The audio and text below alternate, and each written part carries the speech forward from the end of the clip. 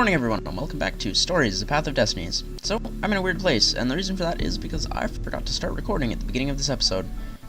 Basically, I decided we'd go through the Rescue Lupino route again, so we're going back through the village from the start of the game. But, I guess this is because I'm going through a second time. Some of the paths that I took the first time are actually physically blocked, and I had to take different ones. And now we're in a graveyard for some reason. Also, I got access to the last sword. Huh. Which means I can now open this door, actually, funnily enough.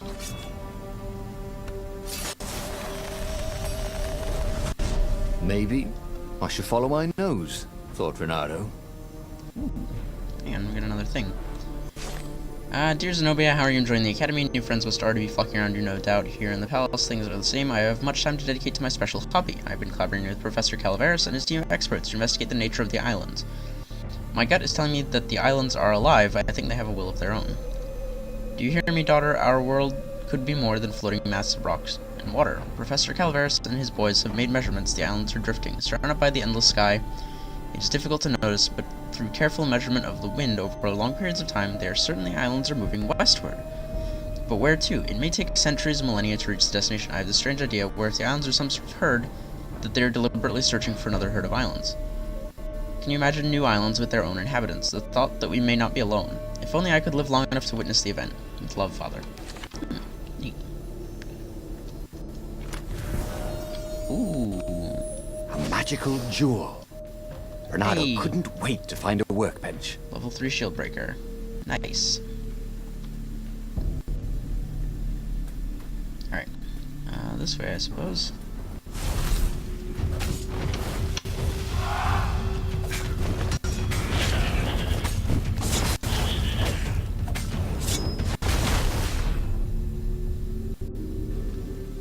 Is a sword? Is it a key? Sorry, that was the achievement that came up. I know you guys can't actually see that.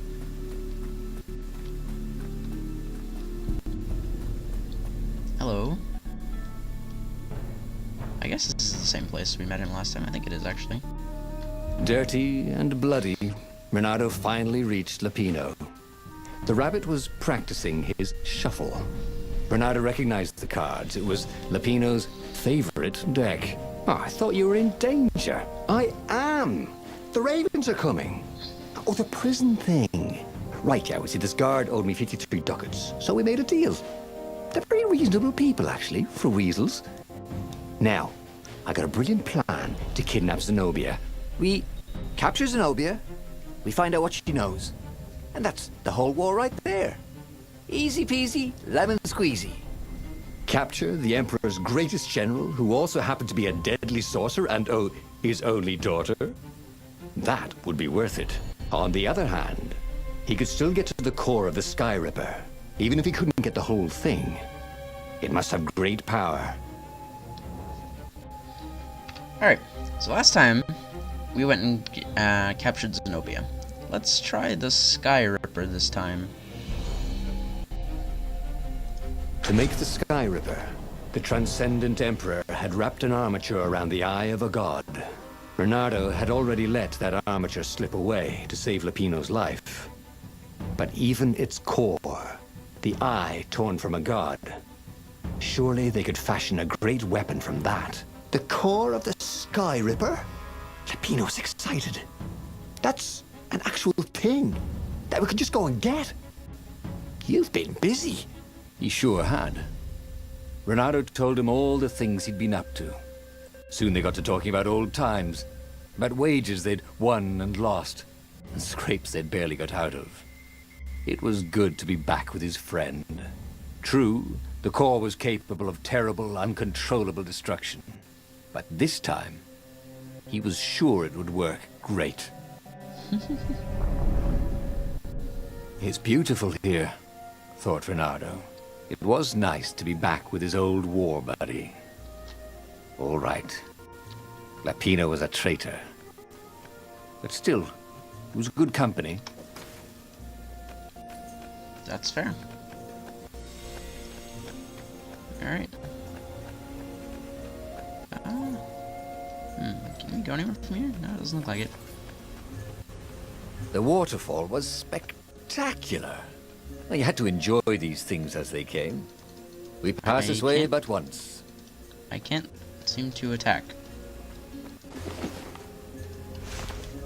That's... There we go. That was weird.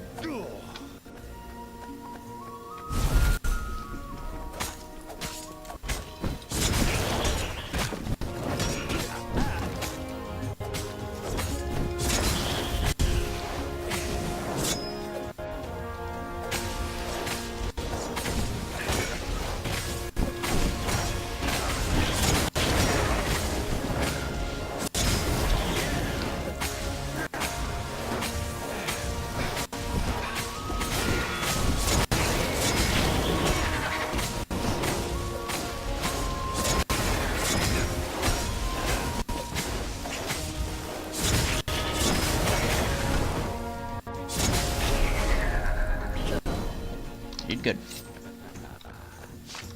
It's good. I don't even really need to use dash anymore because I can just attack someone far away. I know I'll probably need to use dash later, but There was something sour in the air. Like the earth had ruptured over something that had been fermenting for a very long time. okay. I'm pretty sure this is the way I went last time, which is now blocked. So we'll go over here. You almost never saw wild gogglers together like this. The toads had to train them not to peck each other to death. So these had to be imperial gogglers. That meant ravens were up ahead. Didn't your mother tell you it's rude to stare? Snapped Renato, a little smug. Renato felt wrong all over. He could feel an almost palpable sickness in the air. And if the land could have tumors, they would look like these monstrous crystals. The forest was Wasn't? quieter than it had been. Is There there were mouse over here? insects, but few birds, if you didn't count the ravens. Renato smelled sick animals and dying ones. Where did that go to?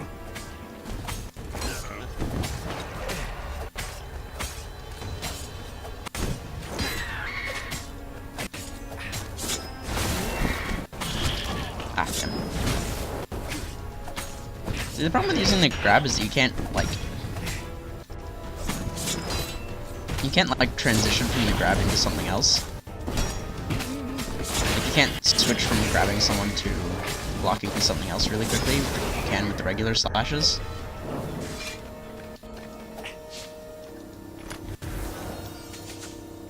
And I got Renato had once and invested better in a crit jewel chance. store, but it lost money because someone kept robbing it. Twist. It was him. That actually makes sense. Where is the thing? There it is. I can actually see it. I just had to kind of guess where it was. I knew it was somewhere around there.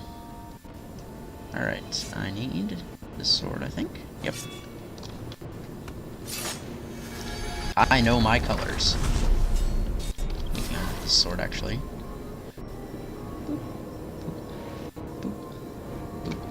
Ta-da!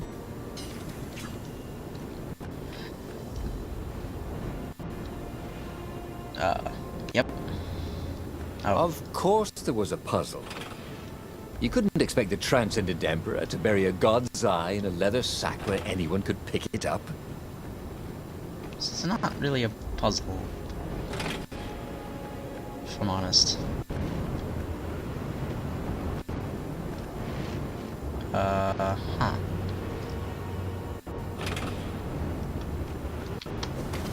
Ow. Okay, that was more puzzly, I suppose. Oh, I see. So these doors don't have a color. They just need you just need to use a sword to open them. Time to have a fight. Time to have a fight.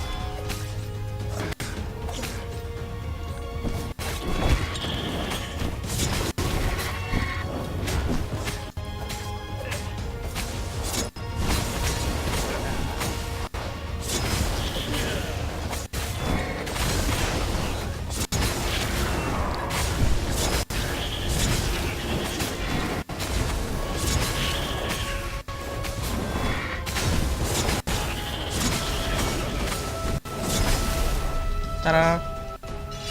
Be good.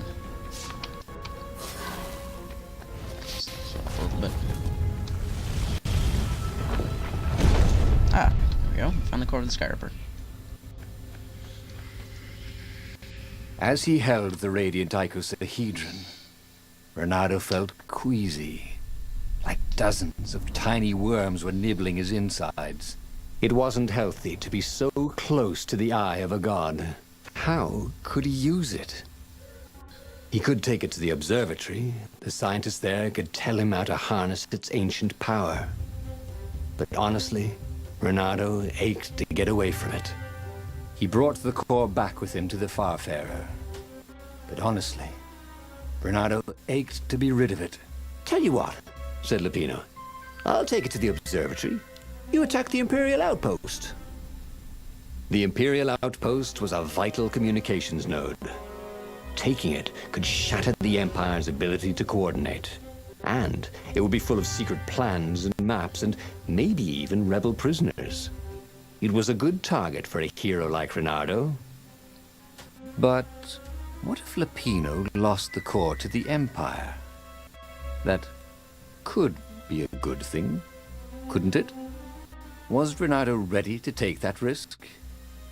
Maybe it was better if he brought the core to the scientists himself.